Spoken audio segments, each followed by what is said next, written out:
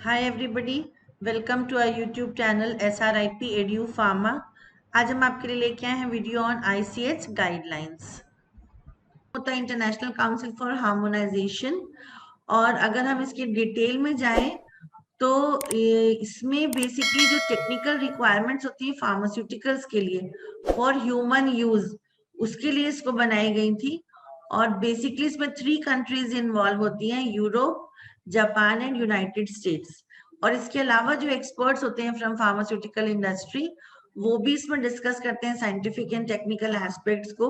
और उसके बाद यहाँ पर आईसीएच गाइडलाइंस जो है उसको फ्रेम की गई, और इसको हम बीच बीच में जो है इसमें अमेंडमेंट्स भी करते हैं काफी सारे, और इसको फिर इम्प्लीमेंट किया जाता है। तो अभी बात करें अगर पर्पस ऑफ आईसीएच गाइडलाइंस की, तो यहाँ पर पर्पस ये होता है टू रिड्यूस और eliminate the need to duplicate the testing carried out during the research and development of new medicine by recommending ways to achieve greater harmonization in the interpretation and application of technical guidelines and requirements for product registration। इसका ये मतलब हो रहा है कि basically जो ICH guidelines है उसमें उन्होंने स्पेसिफिक, अभी हम आगे देखेंगे, 4 कैटेगरी ऑफ गाइडलाइंस है। तो वो इसलिए दी गई है जिससे कि आपका जो टेस्टिंग का डुप्लीकेशन है वो बचे, और साथ ही साथ जब हम रिसर्च एंड डेवलपमेंट कर रहे हैं तो किस तरीके से आपको करना है, और ओवरऑल पूरे ऑल ओवर इंडिया में, not only all over India, all over world में जो टेक्निकल गाइडलाइंस या रिक्वायरमेंट्स हैं वो सिमिलर होने चाहिए। ये इनका बेसिक पर्पस है। ठीक है, तो अब हम बात करते हैं ऑब्जेक्टिव्स की। तो जैसे मैंने आपको बताया कि लेजिस्लेटिव और टेक्निकल रिक्वायरमेंट्स के बीच में हार्मोनाइजेशन करने के लिए इसको बेसिकली इम्प्लीमेंट किया गया था या बनाया गया था। और म्यूचुअली जो एक्सेप्टेंस ऑफ डाटा था initially between Europe, Japan and US, ये 3 कंट्रीज को लेकर के इसको स्टार्ट हुआ था। और साथ ही साथ इसमें मेन चीज क्या था कि जो रिसर्च वर्क का डुप्लीकेशन है उसमें जो कॉस्ट लगता है उसको रिड्यूस करने के लिए ये गाइडलाइंस इम्प्लीमेंट की गई थी। और साथ ही साथ क्या होता है कि जो global marketing of newer drugs है उसमें जो टाइम फ्रेम है उसको भी कम करने के लिए, और साथ में to maintain and formulate the guidelines on quality, safety and efficacy based regulations for consumer and patient benefits. So over तो ऑब्जेक्टिव्स मैंने आपको बता दिया कि ओवरऑल हम अगर देखें तो लेजिस्लेटिव और टेक्निकल रिक्वायरमेंट्स की हार्मोनाइजेशन के लिए इसको बनाया गया था। ठीक है, अब हम बात करते हैं कि इसका जो आईसीएच का सेक्रेटरीट है वो कहाँ बेस्ड है। तो आप यहाँ पर देख सकते हो स्विट्जरलैंड का मैप है। स्विट्जरलैंड में एक प्लेस है जिनीवा। तो जिनीवा में आईसीएच सेक्रेटरीट बेस्ड है। सेक्रेटरीट मतलब इसका मेन जो हेड ऑफिस है वो यहाँ पर बेस्ड है। ठीक है, उसके बाद जो ईयर में 2 बार इनकी मीटिंग्स होती है, कॉन्फ्रेंसेस होती हैं, और बेसिकली जो कमिटी मेंबर्स होते हैं वो ये 3 कंट्रीज को बिलोंग करते हैं। अब बात करते हैं फंक्शंस ऑफ आईसीएच सेक्रेटरीट का। तो इनका क्या फंक्शन होता है, पहले तो ये प्रिपेयर करेंगे documentation of meeting of the steering committee. Okay, उसके बाद यहाँ पर आप देख सकते हो कि ये और क्या कोऑर्डिनेट करते हैं। ये कोऑर्डिनेट करते हैं preparations for working group and discussion group meetings. And finally ये क्या प्रिपेयर करते हैं, तो एक तो ये आईसीएच गाइडलाइंस देते हैं, और जो जनरल आईसीएच प्रोसेस है ये दोनों चीजें कौन देता है, ये दोनों चीजें देते हैं हमको आईसीएच सेक्रेटरीट। तो अब हम बात करते हैं आईसीएच गाइडलाइंस जो है, इसमें 4 कैटेगरी की गाइडलाइंस होती है, quality, efficacy, safety and multi disciplinary. तो इसीलिए जो क्वालिटी का फर्स्ट वर्ड है, फर्स्ट लेटर है क्यू, तो क्वालिटी वाली गाइडलाइंस को क्यू गाइडलाइंस बोला जाता है, इसको ई गाइडलाइंस, इसको एस गाइडलाइंस और इसको एम गाइडलाइंस। ठीक है, नाम से समझ में आ रहा है क्वालिटी रिलेटेड गाइडलाइंस क्यू में आएंगी, एफिकेसी वाली ई में आएंगी, सेफ्टी रिलेटेड एस में आएंगी, और जो इन तीनों में नहीं आती हैं वो फोर्थ आता है मल्टी डिसिप्लिनरी। अब इसी को मैंने पहले एकदम ब्रॉडर वे में आपको लिखने के हिसाब से एक समराइज किया है। तो अगर हम लोग क्वालिटी की बात करें तो इसमें क्या होता है, it is basically related to the topics. quality guidelines refer to topics related to chemical and pharmaceutical quality assurance। तो बेसिकली इसमें स्टेबिलिटी टेस्टिंग और इम्प्यूरिटी टेस्टिंग जो है वो क्वालिटी में आता है। तो ये आपके लिए एक बहुत इंपॉर्टेंट मल्टीपल चॉइस का हो गया कि स्टेबिलिटी टेस्टिंग जो है वो किस में आती है। तो स्टेबिलिटी टेस्टिंग याद रखिएगा और इम्प्योरिटी टेस्टिंग क्यू गाइडलाइन में आती है। ओके, इसके बाद सेकेंड आता है एफिकेसी। तो एफिकेसी जो है it refers to topics that deal with clinical studies in human subjects, example dose response studies and good clinical practices. ये जो दोनों हैं डोज रिस्पॉन्स स्टडीज और गुड क्लिनिकल प्रैक्टिस, ये भी एग्जाम्पल के लिए आपको बता रहे हैं, आगे डिटेल पूरा हम पढ़ेंगे। तो यहाँ पर एक वर्ड याद रखो बस, जो क्लिनिकल स्टडीज है वो आते हैं एफिकेसी गाइडलाइंस में। ठीक है, उसके बाद बात करते हैं सेफ्टी। सेफ्टी में आएगा आपका in vitro and in vivo pre clinical studies, जैसे कि कार्सिनोजेनेसिटी टेस्टिंग है, जीनोटॉक्सिसिटी स्टडीज है। तो प्री क्लिनिकल आता है सेफ्टी में और क्लिनिकल आता है एफिकेसी में। ठीक, थर्ड हमारा आता है मल्टी डिसिप्लिनरी। तो मल्टी में क्या है, it refers to topics that do not fit uniquely into any of the above categories. ये जो हमने अभी जितनी कैटेगरीज पढ़ी, अगर इनमें से कोई भी मतलब ऐसा पॉइंट है जो इन तीनों में नहीं फिट हो रहा है, तो वो मल्टी डिसिप्लिनरी में आता है।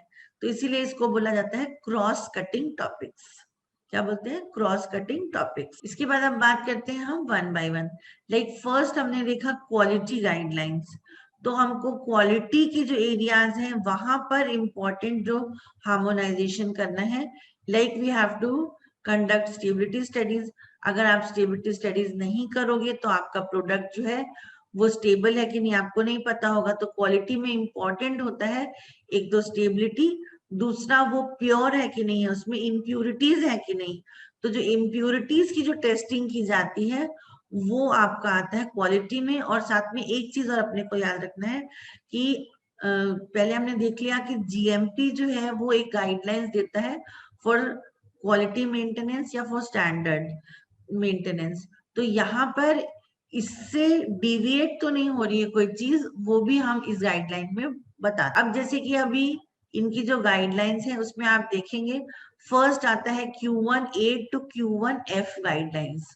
ओके, तो Q1A से Q1F में ये 4 टाइप की गाइडलाइंस आती है। फर्स्ट है stability testing of new drug substances and products.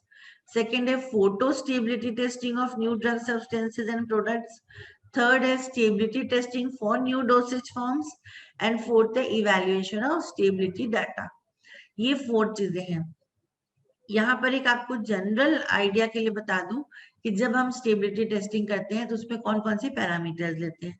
एक हम उसमें टाइम लेते हैं, जैसे कि उसमें short term long term studies होती है। टाइम मतलब जैसे कि आपको 3 मंथ्स के लिए करना है, 6 मंथ के लिए, 1 ईयर के लिए, 5 ईयर के लिए, कितने ईयर के लिए आपको प्रिपरेशन को रखना है। उसके बाद उसमें और क्या पैरामीटर होंगे, टेम्परेचर होगा। टेम्परेचर भी कैसा होता है कि एक तो हम जिस टेम्परेचर पे प्रोडक्ट जो है वो ठीक रहेगा वो टेम्परेचर तो लेते ही हैं, उसके अलावा हम एक्सेलरेटेड कंडीशंस भी लेते हैं। जैसे कि सपोज कोई प्रोडक्ट रूम टेम्परेचर पर ठीक रहता है तो उसके लिए एक्सेलरेटेड क्या होगा, 45 डिग्री, 50 डिग्री, या फिर एकदम नीचे वाला 0 to 4 डिग्री में भी रखते हैं। तो हम उसके ऊपर की भी टेम्परेचर लेते हैं, नीचे की भी। फॉर एग्जाम्पल अगर आपको कोई प्रोडक्ट है लाइक बायोलॉजिकल प्रोडक्ट्स है, उसको आपको रेफ्रिजरेटेड कंडीशन में रखना है, 2 to 4 डिग्री में रखना है, तो उसके लिए तो एक्सेलरेटेड कंडीशन ही 25 डिग्री हो गई।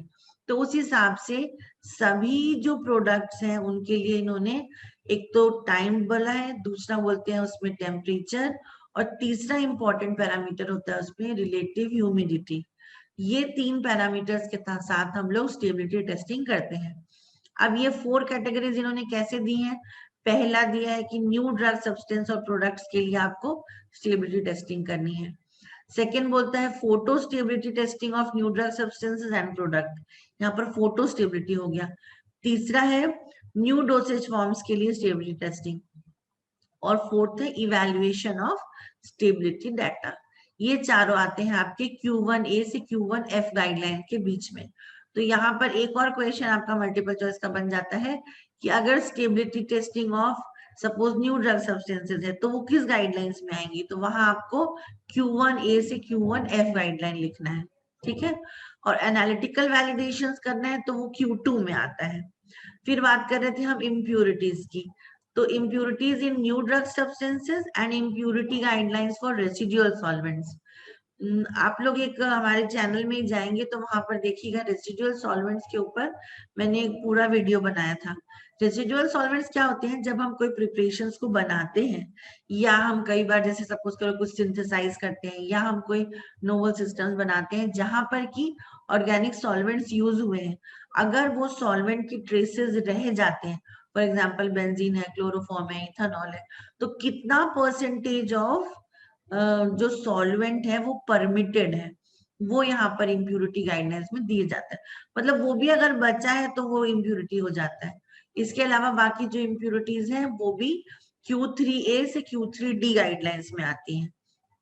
नेक्स्ट होता है Q4 गाइडलाइंस। इसमें आते हैं फार्माकोपियाज। फार्माकोपियाज से रिलेटेड चीजें Q4 में है। Then quality of biotechnological products, ये आता है Q5 गाइडलाइंस में। Then specifications for new drug substances and products है Q6। इसमें कंफ्यूज नहीं होना, स्टेबिलिटी वाला जो था new drug substances and products का वो था Q1A से Q1F में, बट जो स्पेसिफिकेशंस है वो है Q6 में। फिर बात करते हैं Q7 की। तो जो GMP गाइडलाइंस है फॉर एक्टिव फार्मास्यूटिकल इंग्रेडिएंट्स, जिसको हम API भी बोलते हैं, तो API की GMP गाइडलाइंस आती है Q7 में। फिर सिंपल फार्मास्यूटिकल डेवलपमेंट है वो Q8 में है। देन क्वालिटी रिस्क मैनेजमेंट है Q9। फिर क्वालिटी फार्मास्यूटिकल क्वालिटी सिस्टम जो है this is in Q10 guideline. Then development and manufacturing of drug substances है Q11 में। देन लाइफ साइकिल मैनेजमेंट है Q12। Then continuous manufacturing of drug substances and drug products है Q13। और Q14 में है analytical product development. तो इसको आपको याद करना होगा, इसको समझना होगा, बिना उसके आपका नहीं होगा। ओके, तो आपको ये भी अच्छे से समझना है कि कौन सी गाइडलाइन किस कैटेगरी के अंदर आ रही है। जैसे फर्स्ट कैटेगरी हम पढ़ रहे हैं क्वालिटी गाइडलाइंस। ओके, क्वालिटी के बाद सेकेंड आती है सेफ्टी गाइडलाइन। तो क्वालिटी में दो चीज हमने पढ़ी, एक पढ़ा स्टेबिलिटी, दूसरी पढ़ी इम्प्यूरिटीज। अभी तीसरा यहाँ पर पढ़ते हैं सेफ्टी गाइडलाइन। सेफ्टी यहाँ पर क्या बोल रहा है?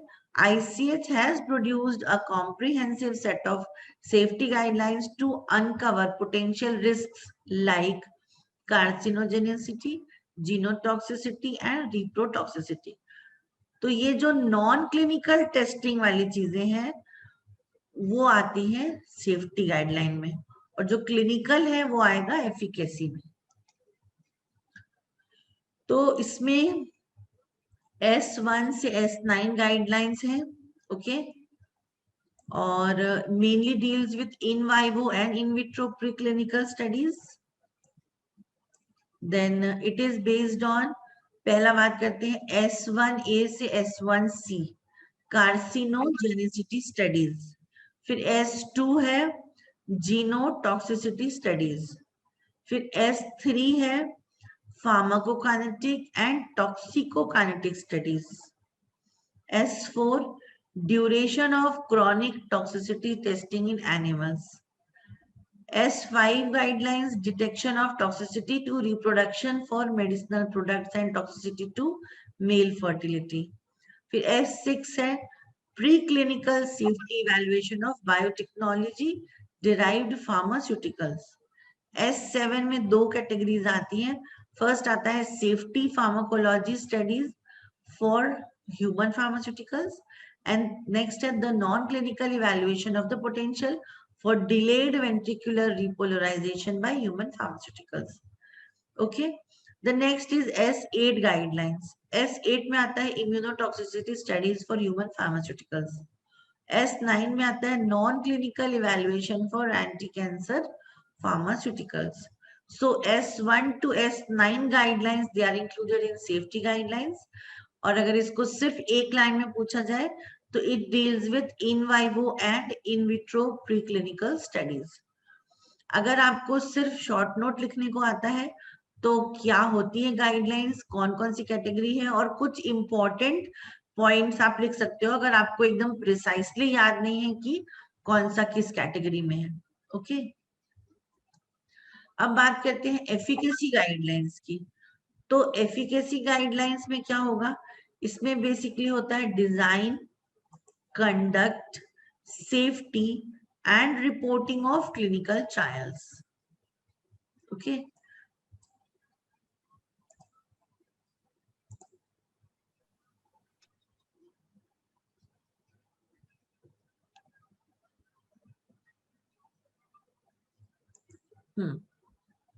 so it also covers novel types of medicines derived from biotechnological processes and the use of pharmacogenetics and genomic techniques to produce better targeted delivery systems.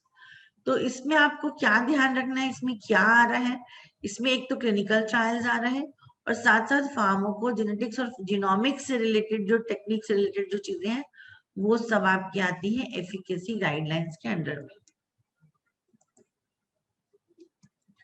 अभी एफिकेसी गाइडलाइंस को देखिए, E1 guidelines है। E1 में क्या है, clinical safety for drugs used in long term treatment. Then E2A से E2F, इसमें आता है फार्माको विजिलेंस। ये अक्सर पूछा जाता है कि फार्माको विजिलेंस जो है वो कौन सी कैटेगरी की गाइडलाइंस में आता है, तो ये आता है E2A से E2F के बीच में। The next is clinical study reports. This is E3 guidelines. Then dose response studies, it comes in E4 guidelines. Then ethnic factors comes in E5 guidelines. Good clinical practices, E6 guidelines. Clinical trials in geriatric मतलब जो old age patients होते हैं. So clinical trials in geriatric population है E7. Then general considerations for clinical trials is in E8. Then statistical principles for clinical trials comes in E9. Then comes E10 guidelines. E10 is choice of control group in clinical trials. Then E11 to E11A guidelines. इसमें आता है clinical trials in pediatric population. Pediatric population क्या होता है, छोटे बच्चों से related जो होता है उसको पीडियाट्रिक बोलते हैं, बच्चों से रिलेटेड, चिल्ड्रन से रिलेटेड। फिर E12 गाइडलाइंस में है clinical evaluation by therapeutic category. Then E14 guidelines है clinical evaluation of QT। Then E15 guidelines है डेफिनेशंस इन फार्माकोजेनेटिक्स और फार्माकोजेनोमिक्स। देन E17 गाइडलाइंस है multi regional clinical trials and E18 guidelines है genomic sampling. तो ये आप देख रहे हो एफिकेसी गाइडलाइंस। तो बेसिकली हमने E1 से लेके E18 गाइडलाइंस देखी, ये आती है एफिकेसी में। एफिकेसी में हमने देखा जो क्लिनिकल ट्रायल से रिलेटेड गाइडलाइंस है वो एफिकेसी है। नॉन क्लिनिकल जो था वो था सेफ्टी में। तो अगर हम इसको समराइज करें तो guidelines mainly deals with efficacy guidelines deals with clinical safety, structure and content of clinical safety reports, then dose response information to support drug registration, then ethnic factors in the acceptability of foreign clinical data, good clinical practice, ये बहुत important है, ये याद रखना। Good clinical practice जो है इसकी जो कंसोलिडेटेड या कंपाइल्ड जो गाइडलाइंस है वो किस में आती है, वो आपकी आती है एफिकेसी में। Then guidelines for clinical trials तो हमने देख ही लिया। Then guidelines for clinical evaluation by therapeutic category, ये भी आती है एफिकेसी में। Then genomic biomarkers related to drug response, their context, structure and format of qualification submission, ये पूरा आपका आता है एफिकेसी गाइडलाइंस के अंडर में। तो ये आपको याद रखना है कि जब भी हम क्लिनिकल सेफ्टी की बात करें या हम बात करें GCP गुड क्लिनिकल प्रैक्टिसेस की, तो उसमें किस में देखेंगे हम उसको, वो देखेंगे एफिकेसी गाइडलाइंस के अंडर में। ओके,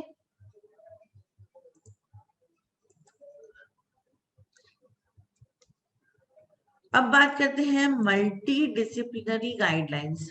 मल्टी डिसिप्लिनरी का क्या मतलब है?